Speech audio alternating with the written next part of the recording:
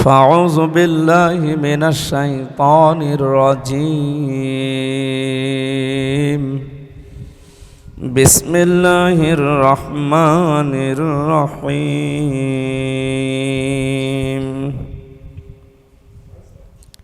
يا أيها الذين آمنوا كتب عليكم الصيام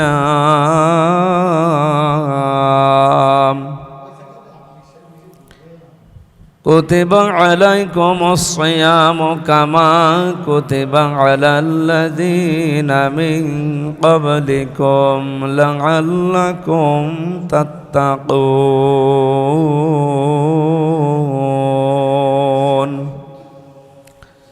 صدقت يا ربنا. عن أبي هريرة رضي الله تعالى عنه قال قال النبي صلى الله عليه وسلم لكل شيء زكاة وزكاة جسد الصوم. وعنه قال قال النبي صلى الله عليه وسلم الصوم لي وأنا أجزي به وأنا أجزى به রাহু ইবনে মাজা।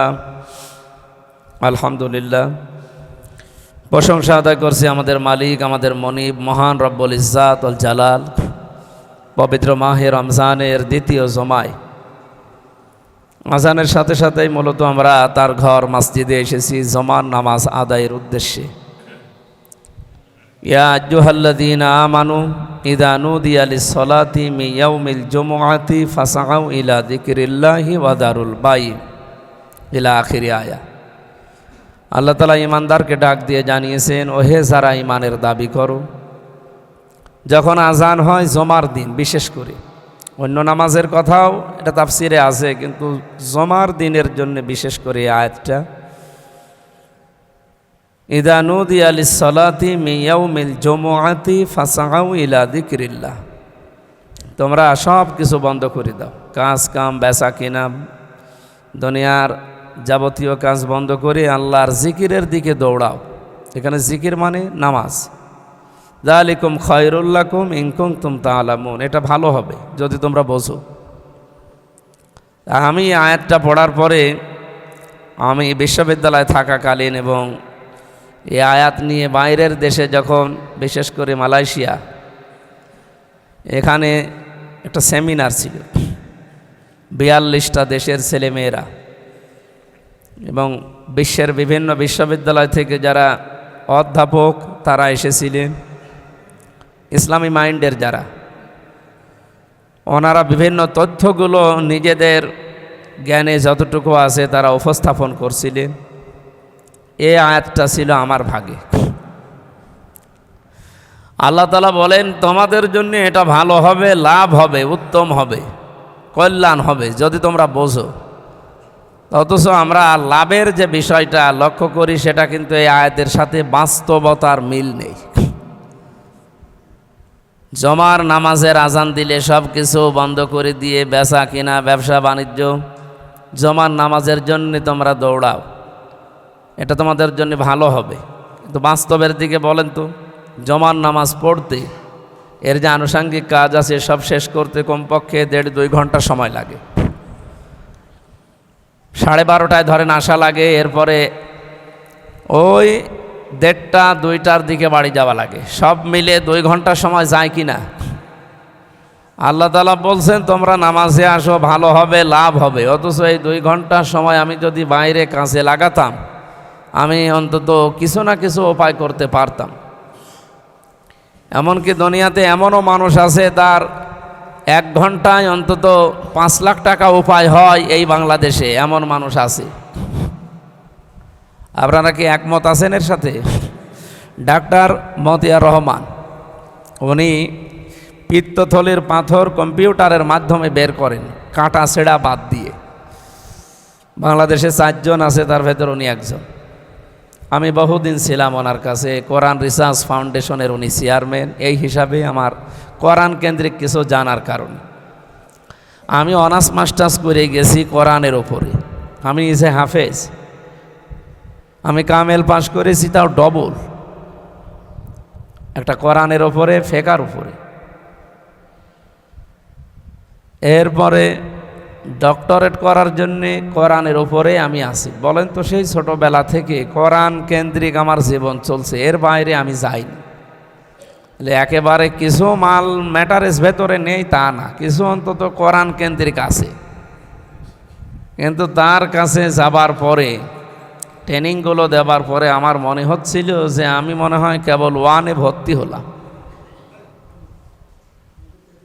কোন মাপের লেখা তিনি লেখেন বা কোন মাপের গবেষণা তিনি করেন কোরআন নিয়ে। উনি যে অপারেশনগুলো করেন 1,20,000 করে টাকা খরচ হয় তারই, সর্বোচ্চ 15 মিনিট লাগে একটা অপারেশন করতে।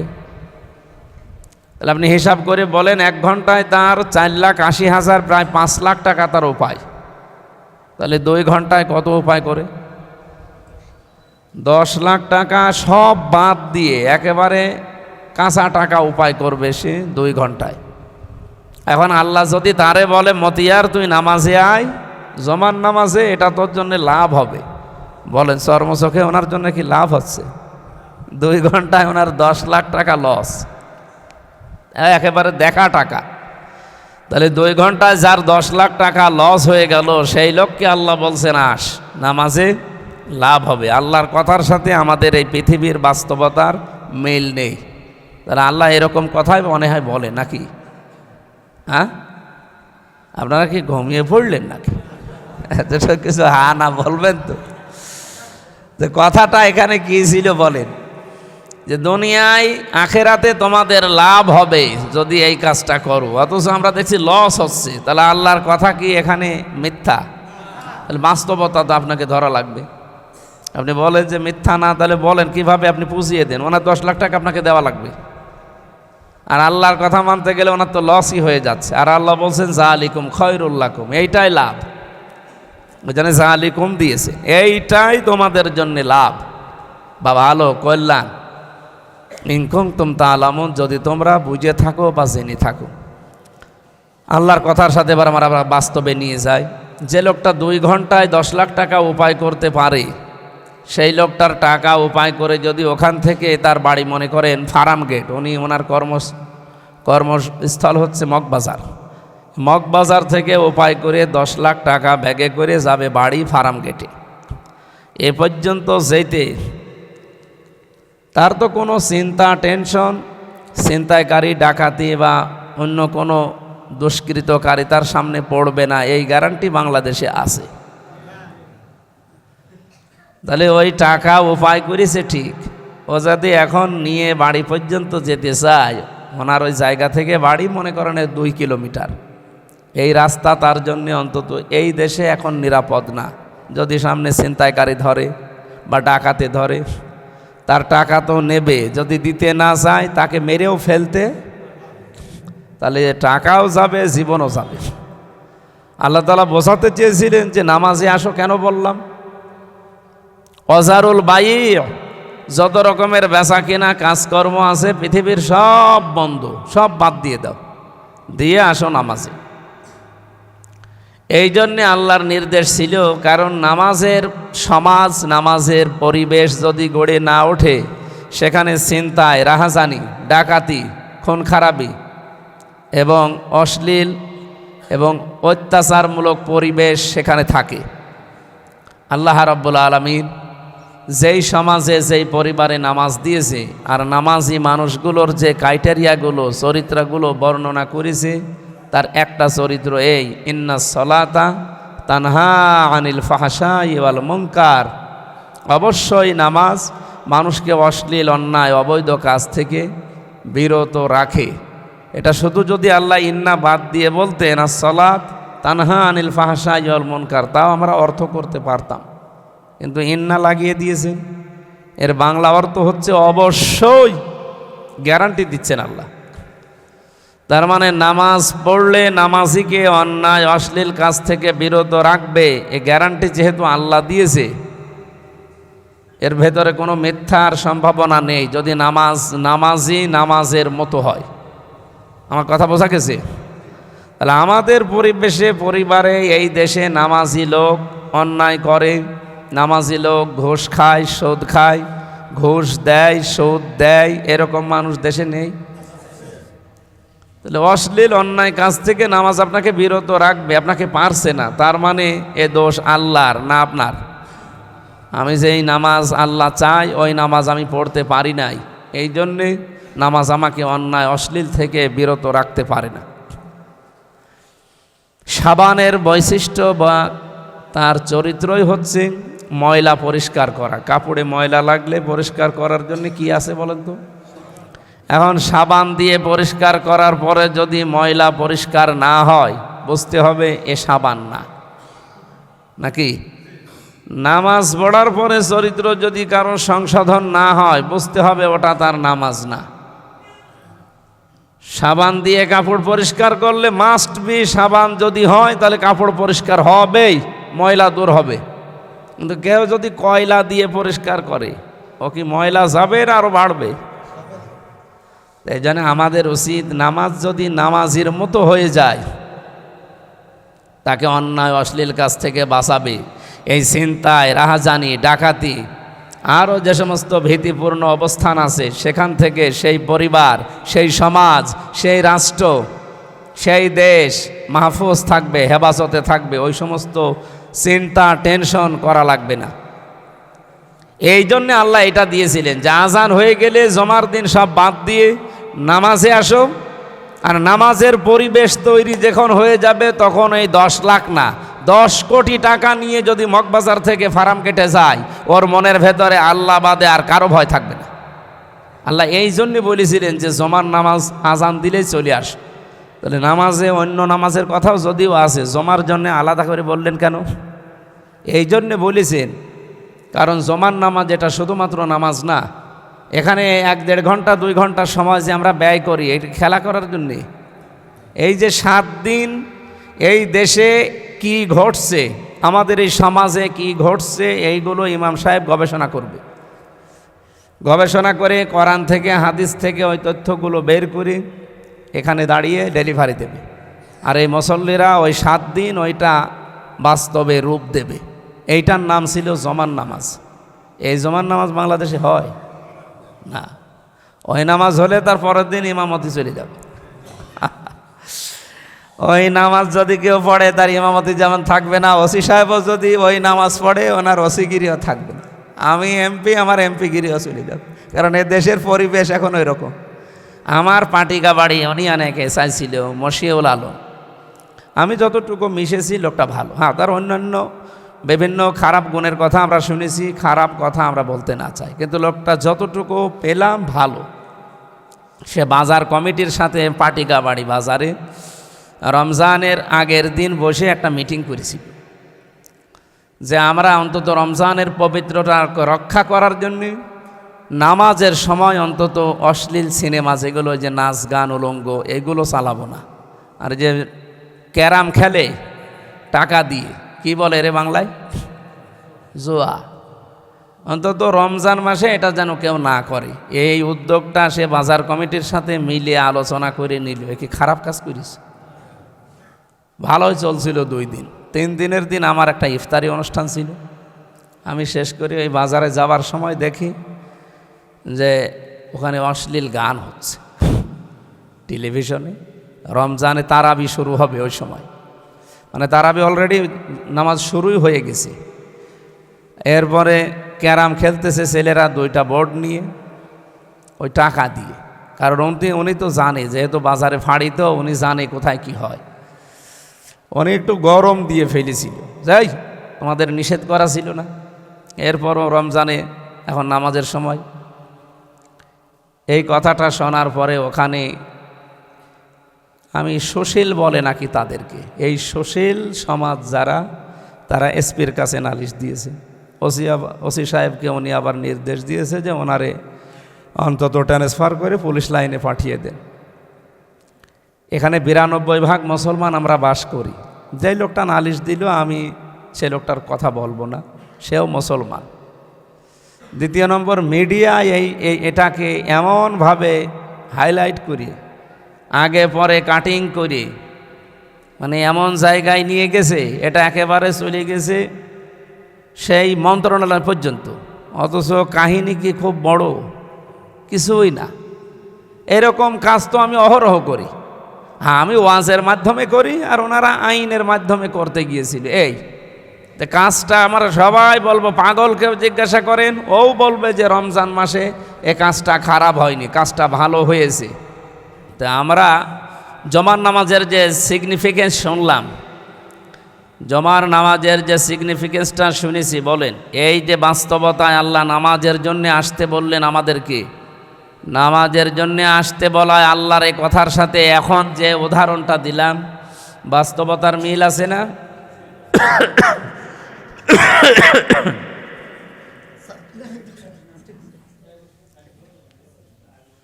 ঠিক আছে, বসে।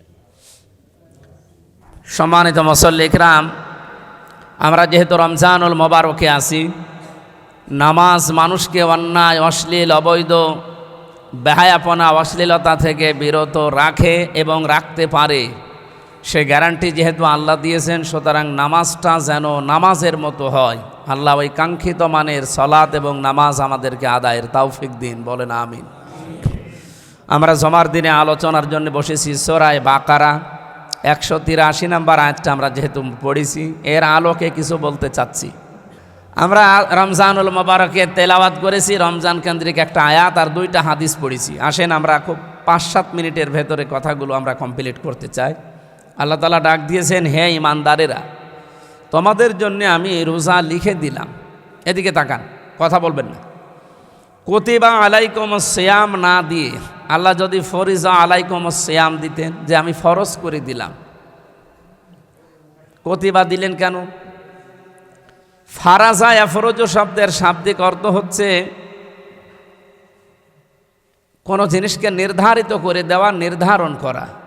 আল্লাহ যদি ফরজ শব্দটা দিতেন, এত গুরুত্বপূর্ণ বিধান আমরা মনে করতাম না। কুতিবা দিয়েছেন কয়েকটা বিষয়ে, হত্যার বিষয়ে কুতিবা শব্দটা আছে, এরপরে সিয়ামের বিষয়ে কুতিবা শব্দটা আছে। আমি যদি এখন মসজিদের ইমাম সাহেবকে বলি এই পাশের যে জমিটা আছে জান দিয়ে দিলাম, আমার এই কথার কোনো মূল্য আছে? এখন যদি আমি এই জমিটা দলিল করে সই স্বাক্ষর করে ওনার কাছে বলি এই যে একেবারে দলিল করা আছে, শোধ দেওয়া আছে, টাকা পয়সা নিন, ওই কাগজটার এখন দাম নেই। আল্লাহ তাআলা ফারাজা না দিয়ে কুতিবা দিয়েছে, তার মানে সিয়ামের যে বিধানটা একেবারে সই স্বাক্ষর করে লিপিবদ্ধ করে আল্লাহ পাঠিয়েছে, এটার অনেক অনেক অনেক গুরুত্ব আছে। শুধু আমাদের উপরে আল্লাহ দিয়েছেন তা না, কামা কুতিবা আলাল্লাযীনা মিন ক্বাবলিকুম, তোমাদের পূর্বে যারাই ছিল দুনিয়ায় প্রত্যেকটি নবী রাসূলের উম্মতদের উপর এটা ফরজ ছিল। তাহলে আদম আলাইহিস সালাম থেকে আজকের এই দিন পর্যন্ত, এখান থেকে কিয়ামত পর্যন্ত যারা আসবে, প্রত্যেক উম্মতের উপরে হয়তো সব বিধান ছিল না, কিছু কম ছিল, কিছু বেশি ছিল, কিন্তু সিয়ামটা প্রত্যেকের উপরে ছিল। হ্যাঁ, তাদের সিস্টেম আলাদা থাকতে পারে, তাদের পদ্ধতি সিয়ামের আলাদা থাকতে পারে। এমনকি পৃথিবীতে এখন প্রায় 4,500 জাতির লোক বাস করে। 4,500 জাতির মানুষ আমরা এই পৃথিবীতে এখন বাস করছি। প্রত্যেক জাতির ভেতরে এই সিয়াম আছে। সিয়াম মানে রোজা। তারা বিভিন্ন ভাষায় বিভিন্ন নামে তাদেরকে ডাকে এবং পালন করে ওই পদ্ধতিতে। আমাদের রোজা হচ্ছে সকাল থেকে সন্ধ্যা পর্যন্ত মানে না খেয়ে থাকা, আরও আল্লাহর অবাধ্য কাজগুলো যেগুলো আছে এগুলো থেকে বিরত থাকা, এবং জায়েজ কিছু কাজ আছে সেই জায়েজ কাজ থেকেও আপনাকে বিরত থাকা লাগবে। নিজের স্ত্রী ব্যবহার করা জায়েজ আছে, কিন্তু রমজানে সিয়াম অবস্থায় ব্যবহার করা জায়েজ আছে, এটা জায়েজ ছিল, কিন্তু আল্লাহর নির্দেশ, এই জন্য এই জায়েজটাকেও দূরে ফেলে দিয়েছে। আল্লাহ বোঝাতে চায় যে আমার জায়েজ হুকুম এটা যদি মানুষ দূরে রাখতে পারে, তাহলে আমার না জায়েজ হুকুম থেকে কত দূরে থাকার কথা। দ্বিতীয় নম্বরে, আমাদের পূর্বে যে সমস্ত উম্মতদের উপরে সিয়াম ফরজ ছিল, রোজা ফরজ ছিল, তাদের সিস্টেম আলাদা আলাদা ছিল।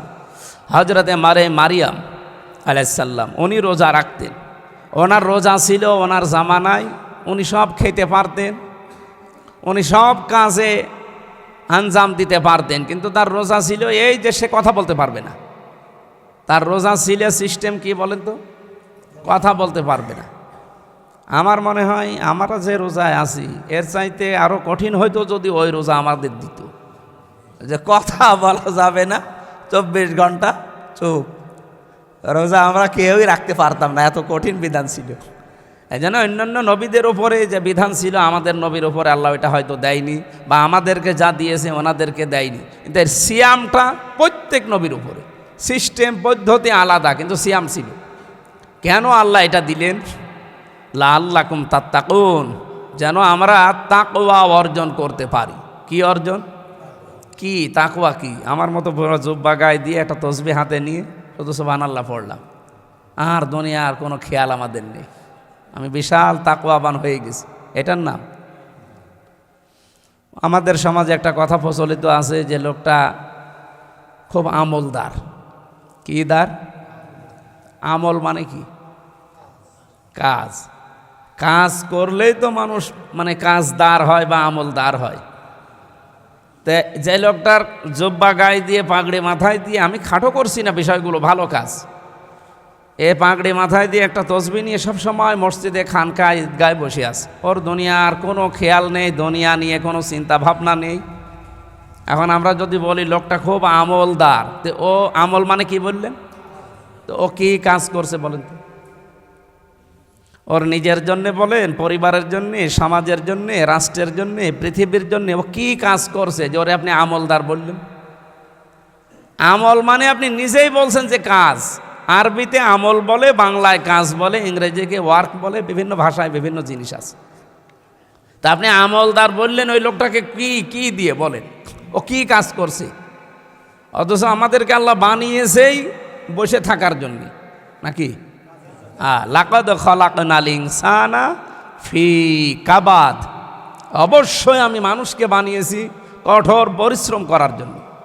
আপনি মানে কাজ করবে মানুষ তার নিজের জন্যে, পরিবারের জন্যে, সমাজের জন্যে, দেশের জন্যে, পৃথিবীর জন্যে। কাজ করার জন্যেই মানুষের এই পৃথিবীতে আল্লাহ পাঠান। ওমা খালাকতুল জিন্না ওয়াল ইনসা ইল্লা লিয়াবুদুন, মানুষ আর জিন আমি বানাইনি, হ্যাঁ বানিয়েছি এবাদত করার জন্য। সে এবাদতটা কি? ওইটাই তো কাজ। কারণ যারা কাজ করে খায় এই মানুষগুলো আর সাধারণ মানুষ থাকে না, তখন আল্লাহর নবী তাদেরকে উপাধি দিয়েছেন আল কাসিবু হাবিবুল্লাহ। যারা কাজ করে খায় এই মানুষগুলো আল্লাহর বন্ধু। যে লোকটা গাছতলায় বসে আছে, আস্তানায় বসে আছে, শুধু জিকির করছে বসে বসে, ও আল্লাহর বন্ধু, এরকম একটা আয়াত কোরআনে নেই, হাদিসও নেই। কিন্তু হাদিস হচ্ছে, কোরআনের আয়াত হচ্ছে এই, যারা কাজ করে খাবে, হ্যাঁ সে যে কাজই হোক তা না, কাজটা হওয়া লাগবে মানবতার জন্যে এবং উপকারার্থে। এমনও কাজ আছে যে কাজ করলে মানবতার ক্ষতি হয়, এরকম কাজ নেই। সুতরাং আমরা এই যে কথাগুলো ভুল বলি মানুষকে, যে খুব লোকটা আমলদার, না, ও আমলদার না, ও বসে আছে, ও নিজের ক্ষতি করছে। হযরতে ওমর রাদিয়াল্লাহু তাআলা আনহু একবার মসজিদে নববীতে প্রবেশ করে দেখলেন ফজরের সময় কিছু মানুষ বসে আছে, জোহরের সময় দেখলেন তারা বসে আছে, আসরের সময় তারা বসে আছে, মাগরিবের সময়।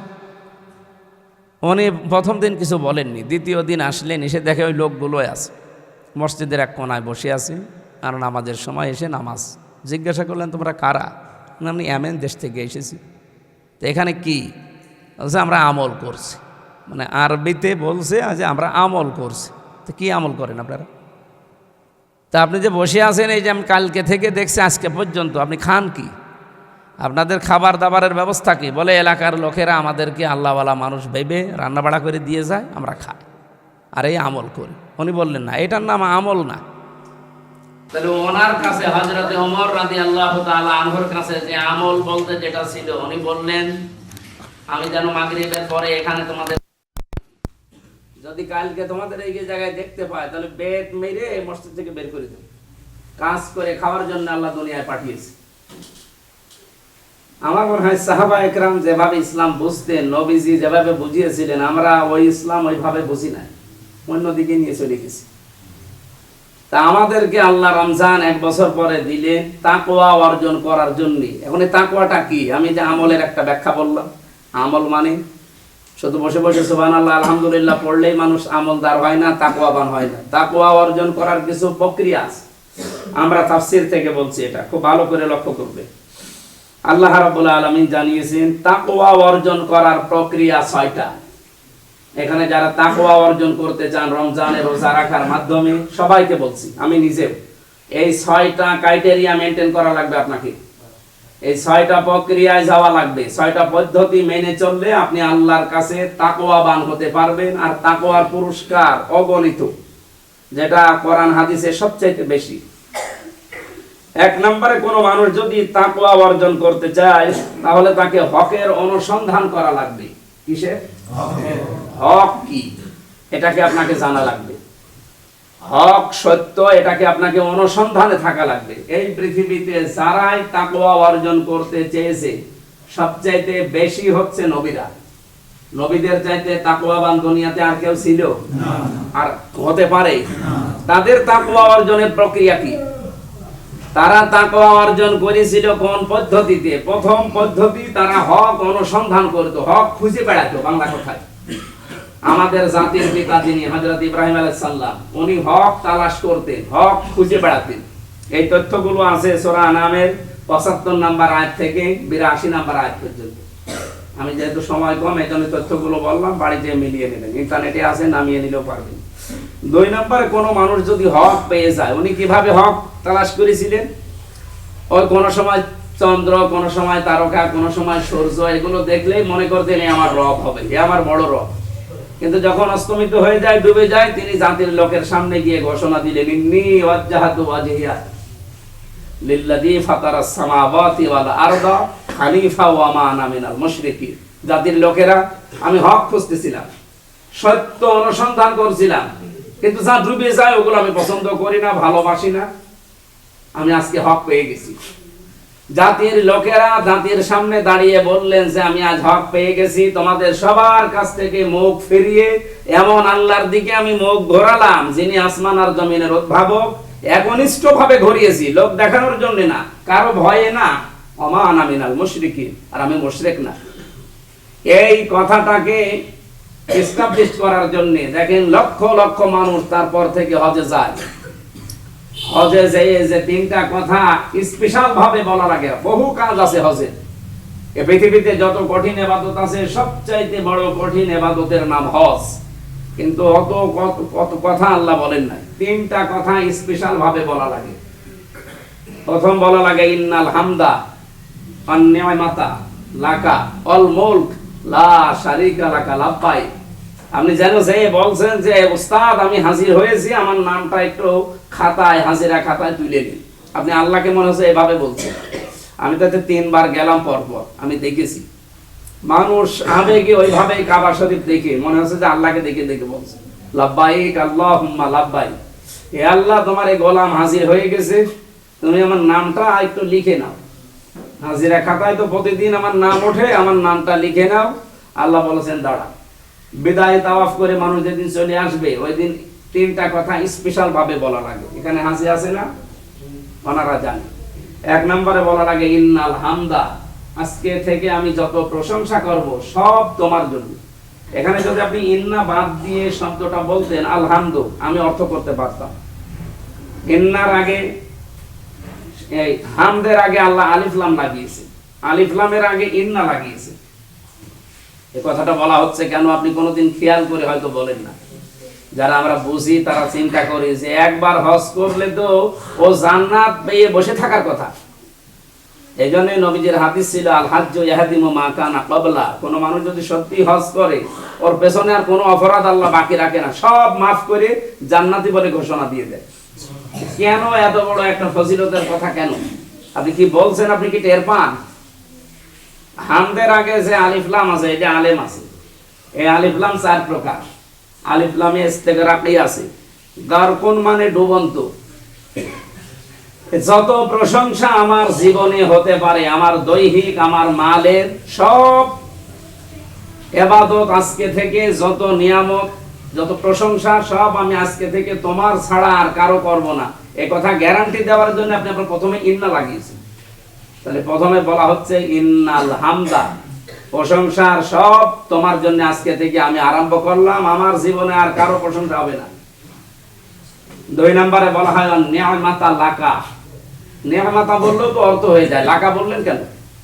আল্লাহ আমাকে যত নিয়ামত তুমি দিয়েছো, আমার যে চেয়ারটা, ডিসি সাহেবের যে চেয়ার, এমপি সাহেবের যে চেয়ার, এই চেয়ারটা আমার নিয়ামত। ওসি সাহেবের চেয়ার আছে এই দেশে এখন 1628টা চেয়ার আছে, মেন চেয়ার যারা এই দেশটা চালাচ্ছে। এই 1628টা চেয়ার যদি হযরত ওমরের মতো হয়ে যায়, এই দেশটা এখনো মদিনার মতো হবে। এই 1628টা চেয়ার এই 54 বছরে আমরা ভালো করতে পারি না। এই যত অপকর্মের মূল হোতা কিন্তু এই 1628টা। আপনি যাই বলেন, নবীজির ওই জামানায় ছিল 42টা, 36টা এলাকা ছিল, গোষ্ঠী ছিল, জাতি ছিল, তাদের 36 জন নেতা, আর 6 জন ছিল জাতীয় নেতা আর নেত্রী মিলে। কারণ ওই জামানায় 3টা প্রতিষ্ঠিত জাতি ছিল, একটা ইহুদি, একটা খ্রিস্টান আর একটা মুশরিক। তাদের জাতীয় নেতা ছিল 3 জন। ইহুদিদের জাতীয় নেতা ছিল মুখাইরে, খ্রিস্টানদের জাতীয় নেতা ছিল মারহাব, আর মুশরিকদের জাতীয় নেতার নাম ছিল আবু জেহেল। আর একটা নিভো জাতি ছিল হানিফ, হানিফ গোত্র ছিল, সেইটা হযরতে খাদিজাতুল কুবরা, ওয়ারাকা ইবনে নওফেল, এই সমস্ত মানুষগুলো অনুসরণ করে চলতো, যেটা ইব্রাহিম আলাইহিস সালাম থেকে আসছিল। ওই জামানায় জাতীয় নেত্রী ছিল 3 জন। একজন জাতীয় নেত্রীর নাম ছিল আবু জেহেলের স্ত্রী নাকেরা। 2 নম্বরে জাতীয় নেত্রীর নাম ছিল উম্মে জামিল, আবু লাহাবের স্ত্রী। 3 নম্বরে জাতীয় নেত্রীর নাম ছিল হিন্দা, এটা আবু সুফিয়ানের স্ত্রী। এই যে 3 জন আর 3 জন 6 জন, আর 36টা পরেন। এই 36টা গোত্রের 36 জন এটা হচ্ছে আঞ্চলিক নেতা, মনে করেন এমপি। আর ওই 6 জন ছিল একেবারে জাতীয় নেতা, ন্যাশনাল। তাহলে সব মিলে কত? 42। আমি ইতিহাস পড়ে এটা পেয়েছি, এটা সিরাত ইবনে হিশামের ভেতরে আছে, যে এই 36 আর এই 6, এই 42 জন পুরা আরব জাহান যত অপকর্ম নবীজি 1 থেকে 40 বছর পর্যন্ত চিন্তা ভাবনা করে দেখলেন যে আমি তো শান্তি স্থাপন করার জন্য চেষ্টা কম করি নাই।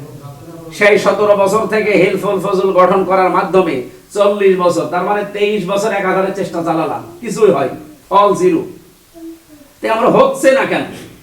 উনি চিন্তা ভাবনা করে ওই যে ধ্যানে বসলেন, আমরা মনে করি চোখ বন্ধ করে বসেছিলেন না, উনি ওখানে চিন্তা ভাবনায় ছিলেন যে ভালো হয় না কেন মানুষ, আমার তো চরিত্রে সেরকম দোষ নেই, আমি তো নির্ভেজাল ভাবে ইখলাস নিয়ে কাজ করছি, তো মানুষ তো ভালো হওয়ার পরিবর্তন খারাপ হয়। উনি আবিষ্কার করলেন যে এই ওরা আরব জাহান নষ্ট করার পেছনে এই 42 জন দায়ী।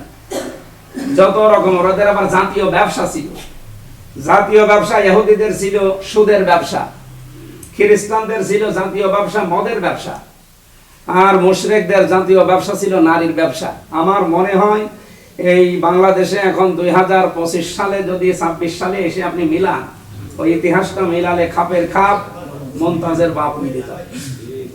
আমি যা মিলাতে পারি বা মিলিয়েছি মিলে যায়। আমার এখন 100% ধারণা এই দেশের এই 1628 জন মানুষ আমরা চাই তারা যেন হযরত ওমরের মতো হয়। এই দেশটা আবার মদিনার মতো শান্তিতে বসবাস করা যাবে। ওই জামানায় যদি হয়, এত খারাপ মানুষ যদি ভালো হয়, তা আমরাও ভালো হতে পারি ইনশাআল্লাহ। তাহলে হকের অনুসন্ধানের কথা যে প্রথম ক্রাইটেরিয়ায় বলছিলাম, যে আপনি যদি তাকওয়া অর্জন করতে চান, হক অনুসন্ধান করা লাগবে। এখান থেকে একটু ডালপালা বের হয়ে নিয়ামত আলাকা পর্যন্ত এসেছিল, যে আমি আল্লাহর সামনে কাবা শরীফ সামনে নিয়ে ঘুরছি আর বলছি, আল্লাহ আমার সব শেষ দুনিয়ায় আমি তোমার পেছনে পেছনে ঘুরছি। আর এই কথা বলছি যে যত নিয়ামত আমাকে দিয়েছো, সব নিয়ামত আজকে থেকে আমি তোমার জন্য ব্যয় করব। আমি যে কথা বলি এটা নিয়ামত, এটা নিয়ামত কিনা? আপনি কি জানেন এই যে কথাটা আমার মুখ দিয়ে যে কথা বের হয়, বিজ্ঞান এখন প্রমাণ করছে এক একটা কথা বের হতে 27টা স্তর পার করা লাগে এই মুখের এই গহ্বর থেকে। এই কয়েক ইঞ্চি জায়গা থেকে 27টা ধাক্কা লাগে, এরপর একটা কথা বের হয়। আর কোরআন হাদিস বলছে প্রত্যেকটি স্তরে একজন করে ফেরেশতা বসে আছে। এই যে উনি ওনার কাছে, উনি ওনার কাছে, উনি ডিসির কাছে, উনি এর কাছে দিতে দিতে 27 নম্বরের কাছে যায়, সে তখন কথাটা কোন গলা দিয়ে বের হলে, কোন আওয়াজে, কোন স্বরে বের হলে কিভাবে বোঝা যাবে যে এই লোকটা কথা বলছে, ওই স্বরে বের করে দেয়। যদি এই 27 জনের ভেতরে একজনও দায়িত্ব অবহেলা করতো, আপনি খালি গো গা করতেন, কথা বলতে পারতেন। তাহলে কথাটা যদি নিয়ামত স্বীকার করে থাকেন, এই কথা আমি বলবো আমার আল্লাহর যেহেতু নিয়ামত, এটা আমার আল্লাহর জন্য বলবো। আর যদি না বলি আমি চুপ করে থাকবো। 3 নম্বরে বলা হয় ওয়াল মুলকা লাকা, যে আল্লাহ আমি যদি দুনিয়ায় বেঁচে থাকি আর রাজ্য রাজনীতি যদি কিছু করেই থাকি তোমার জন্য করব। আমার রাজনীতি হবে কার জন্য? এই 3টা কথা আরবিতে কাবা শরীফ সামনে নিয়ে আপনি বলে আসেন। আসার সময় আল্লাহ আরেকটা সতর্ক বাণী দেন, লা শারিকা লাকা লাব্বাইক, এটা বল যে আল্লাহ আমি বাংলাদেশে চলে যাচ্ছি, এখান থেকে 6000 কিলোমিটার, কিন্তু আমি কথা দিয়ে গেলাম যে আমি কোনোদিন আর শিরিক করব না, আমি মুশরিক না। কারণ সব গুনাহ আল্লাহ ইচ্ছা করলে মাফ করে দিতে পারে, শিরিক মাফ করবে না। যেন আমাদের জীবনে যেন শিরিক না থাকে কারণ ওয়ালাকাদু হায়া ইলাইকা ওয়া ইলাল্লাযিনা মিন ক্বাবলিকা লাইন আশরাকতা লা ইয়াহবাতান্না আমালুকা ইলা আখির আয়াত। লম্বা করে দলিলগুলো বলা যাচ্ছে না। পৃথিবীর সব নবীকে আল্লাহ কম বেশি শরীয়ত দিয়েছিলেন, কিন্তু শিরিকের এই কথা দুনিয়ার কোন নবীকে আল্লাহ বাদ দেননি। প্রত্যেক নবীকে বলেছিলেন যে শিরিক করা যাবে না। এমনকি হে নবী আপনি মুহাম্মদুর রাসূলুল্লাহ, আপনিও যদি জীবনে শিরিক করেন লা ইয়াহবাতান্না আমালুকা, লামে তাকঈদ নুনে সাকিলা, এটা সুপারলেটিভ ডিগ্রি, সুপারলেটিভ ডিগ্রি দিয়েছেন আল্লাহ যে জীবনেও আপনাকে মাফ করব না, আপনার আমল সব নষ্ট হয়ে যাবে। কত বড় কঠিন কথা বলেন তো। ইব্রাহিম নবী জাতির সামনে দাঁড়িয়ে এই কথাটাই বলেছিলেন, জাতির লোকেরা আমি লোক দেখানোর জন্য ফিরে এসেছি তা না, ভয়ে ফিরে এসেছি তা না, হানিফা একনিষ্ঠ ভাবে আমি আজকে ফিরে আসলাম। ওমা কানা মিনাল মুশরিকিন, আর আমি মুশরিক না। এই কথা জাতির কাছে বলার পরে জাতির লোকেরা তো আপেল খাওয়িয়েছে নাকি? না, কি খাওয়িয়েছে? সূরা আনামের 75, 76, 77, 78 এই আয়াতগুলোতে আছে। আমি দলিলগুলো আর লম্বা করছি না। 2 নম্বরে ছিল হক যদি আপনি পেয়ে যান, তাহলে 2 নম্বরে হক আপনাকে গ্রহণ করা লাগবে বা কবুল করা লাগবে। আমরা ইব্রাহিম নবী তো অনুসন্ধান করে করে পেয়েছিলেন হক সত্য, আর আমাদেরকে চোখে আঙ্গুল দিয়ে দেখিয়ে দিলেও মানতে চায় না। তখন বিভিন্ন ট্যাগ দেয় যে না এটা অমুক দলের, এটা রাজনীতি, এটা এই। আরে ভাই আপনার তো বিবেক আছে। 3 নম্বরে হক যদি কেউ কবুল করে, হক কবুল করার পরেই তার দায়িত্ব এসে যায় সে যেন হক প্রচার করে। নবীজির কথা আমরা অনেকে জানি, বাল্লিগু আন্নি ওয়ালাউ আয়া, যদি একটা কথাও তোমার জানা থাকে ওইটাও প্রচার করো। এই নির্দেশ রাসূলের। এটা কি নফল না ফরজ? আল্লাহর কথা মানা যেমন ফরজ, রাসূলের কথা মানা ফরজ। আমি ব্যাখ্যার দিকে আর যেতে পারলাম না। 4 নম্বরে হক যদি প্রচার করতে চান, হকের উপরে নিজেকে আগে দৃঢ় থাকা লাগবে। 4 নম্বরে হক শুধু দৃঢ় থাকলে হবে না, এর দলিল আছে সূরা হামিম সেজদার 30 নম্বর আয়াতে। হক এবার কায়েম করার জন্য সিদ্ধান্ত নেওয়া লাগবে। হক যেন দাঁড় করানো যায়, প্রতিষ্ঠা করা যায়, এর জন্য চিন্তা ভাবনা করা লাগবে, কর্মসূচি হাতে নেওয়া লাগবে, কাজ করা লাগবে। আর যদি হক একবার কায়েম হয়ে যায়, দাঁড়িয়ে যায়, তাহলে 6 নম্বরে হককে দাঁড় করিয়ে রাখার জন্য সাহায্য করা লাগবে। এই 6টা প্রক্রিয়া হচ্ছে তাকওয়া অর্জন করতে হলে আপনাকে অনুসন্ধান করা লাগবে। আমরা এই 6টার কোনটায় আছে আপনি বলেন তো? আপনি যে রমজানে রোজা রেখে তাকওয়া অর্জন করতে চান, মুত্তাকি হতে চান, জান্নাতে যেতে চান, তো এই 6টার বাইরে কোনো প্রক্রিয়া নেই, কোনো ক্রাইটেরিয়া নেই, কোনো নিয়ম নেই, কোনো পদ্ধতি নেই। কোরআন শরীফ হাদিসে এইটাই আছে। প্রায় 42টা তাফসীর সামারাইজ করে আমি বানিয়েছি। সম্মানিত মুসল্লিকরাম, এই সাবজেক্টটা তৈরি করতে কমপক্ষে 20 ঘন্টা পড়া লাগে, অথচ আমি 15 মিনিটে শেষ করে দিলাম। 20 ঘন্টা পড়াশোনার সামারাইজে লক্ষ লক্ষ কথা আছে এখানে, তো সবগুলো তো বলা যাচ্ছে না, সময় অনেক বেশি হয়ে গেছে, এমনি 5-6 মিনিট। আপনাদেরকে যতটুকু বলেছি এই 6টা পদ্ধতিতে আমরা যেন আগামী রমজানগুলো পালনের মাধ্যমে, হক যেন তালাশ করার মাধ্যমে আগামীর বাংলাদেশকে আমরা সাজাতে পারি। আল্লাহ আমাদের তৌফিক দেন। আবার যদি আসি, আজকে তো মানে সে কপালের লেখন না যায় খণ্ড, আমার নামাজ পড়ানোর কথা 6 নম্বর ওয়ার্ডে কুষ্টিয়া পৌরসভা।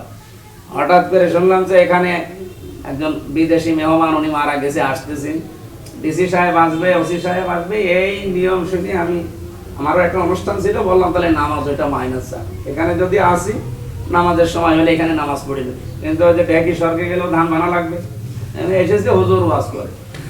যতটুকু বললাম আল্লাহ আমাদের সবাইকে আমল করার তৌফিক দিন। এখন খুতবা দিয়ে নামাজ আরম্ভ করি। বাকি আর কি কোনো কাজ আছে আপনাদের?